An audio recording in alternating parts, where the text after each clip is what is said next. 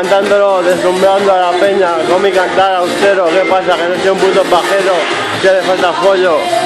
Ahí está el DJ, que Dios bendiga al DJ. Es el puto jefe, no me que trefe. Alexander Santamaría tiene una cuenta como Delfín Asturiano en YouTube, me quita las visitas. La buena es esta, en la que sale el canal, en este vídeo tan profesional. Es Luis Hernández Jiménez, el original, al que tenéis que escuchar. Aquí con mi cervicichueli, ¿qué pasa? El Samba, de la ciudad de la casa. ¿Qué pasa? Zaragoza manda.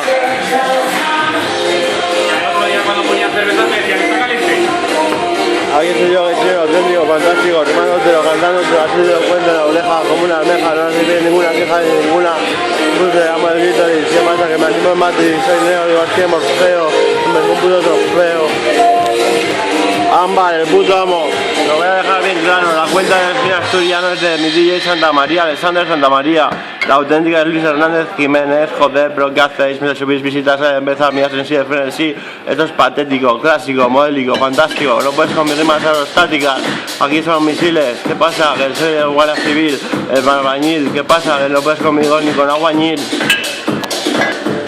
Él es Delfín Asturiano, yo soy Luis Hernández Jiménez, a ver si entráis una puta vez.